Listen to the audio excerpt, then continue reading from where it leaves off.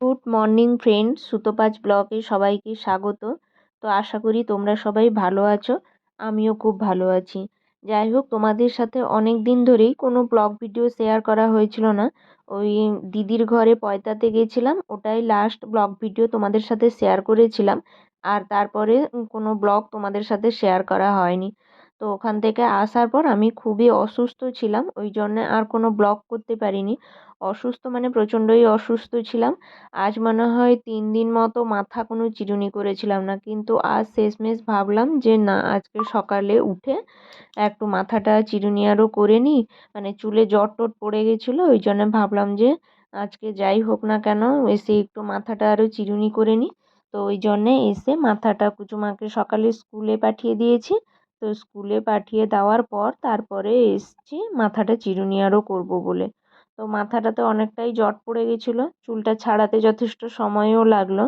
তো তারপরে কি হয়েছে, চুলটা তো ছাড়িয়ে মাথা টাথা বেঁধে নিয়েছি, কিন্তু তার আগের দিন বিকেলে কি হয়েছে না, আমি গলায় যে হারটা সব সময় পরে থাকি, যে চেনটা, ওই চেনটা আমি খুলে থেকে গেছে, মুখটা খুলে মানে দুদিক থেকে ঝুলে আছে হারটা। তো ঝুলে আছে, যাই হোক আমি কলের কাছে গেছি, ঝুঁকে পড়েছি কোনো একটা কাজ করব বলে, কিন্তু যাই হোক হারটা দুটো মুখ খুলে গলায় ঝুলে আছে। তো যাই হোক, পেয়েছি মোটামুটি হারটাকে ভালো অবস্থায় পেয়েছি, মুখটা যে ভেঙে গেছিলো তেমন নয় কিন্তু। আর মুখটা খুলে জাস্ট ঝুলছে। তো লকেটটাও যাই হোক পড়ে যায়নি, অন্য কোথাও পেয়েছি খুঁজে। তো তারপরে ভাবলাম যখন এতদিন হারটা গলায় ছিল, তো গলাটা কীরকম খালি খালি লাগছে, ওই জন্যে ওই হারটা খুলে রেখে দিয়ে আর এই যে এই হারটা পরলাম। তবে এ হারটা কিন্তু সোনার নয়, তবে ওই ভাই মেলায় গেছিলো, ভাই মেলা থেকে নিয়ে এসেছিলো আমার জন্য। তো এই হারটা সোনার নয়। তো যাই হোক, গলাটা খালি লাগবে, ওই জন্য গলায় একটা হার পরে থাকলাম। তো মাথাটাও ভালোভাবে চিরুনি করে নিয়েছি, দিয়ে সিঁদুর টিঁদুর পরে নিলাম। এবার একটু বাইরে যাব। তো অনেক দিন অসুস্থতার কারণে মাথা চিরুনি করা, সিঁদুর পরা এগুলো কিছুই সেভাবে নিয়ম মতো হয়ে উঠতো না। তো তারপরে দেখো, মাথার তো মোটামুটি চিরুনি করে নিয়েছি, কিন্তু এই যে বিছানাপত্রগুলোরও সেভাবে ঝাড়াঝুড়ি কিছুই হচ্ছিল না কদিন ধরে, শরীরটা খুব অসুস্থ থাকার জন্য। তো আজকে সকালে শেষমেশ এই দেখো, ওদিকের জানলাটা একটু খুলে দিয়েছি, আর বিছানাটাও একটু ঝেড়ে নেব বলে ভেবেছি পরিষ্কার করে। তো প্রথমে আমি এসে মশারিটাকে তুলে নিয়েছি, সুন্দর করে মশারিটাকে গুছিয়ে নিলাম। আর তারপরে বিছানাটাকে ঝেড়ে নিয়ে মাথার বালিশগুলো তুলে বিছানাটাকে ঝেড়ে নিয়ে তারপরে পাশ বালিশগুলো আরও গুছিয়ে রাখবো। তবে আগের দিন রাত্রে আমার জ্বর ছিল গায়ে, তো ওই জন্য বিছানাতে থার্মোমিটারটাও ছিল। জ্বর বমি এইসবই ছিল। তো আগের দিন জ্বর ছিল বলে রাত্রে জ্বর আরও উঠবে, রাত্রে জ্বরের ওষুধ খেয়ে ঘুমিয়েছিলাম, কিন্তু তাও যদি জ্বর ওঠে ওই জন্যে বিছানার কাছে থার্মোমিটারটা নিয়ে রেখে ঘুমিয়েছিলাম। তো সকালে যখন বিছানা তুললাম, তো তখন থার্মোমিটারটাকেও তুলে নিয়ে রেখে দিলাম জায়গায়, যেহেতু থার্মোমিটারটা কাঁচের জিনিস, তো তো একটু যদি খাট থেকে নিচে পড়ে যায় আর ওদিকে দেখো ভেঙে যাবে। বেশ বেলা খানিকটা হয়েই গেছে।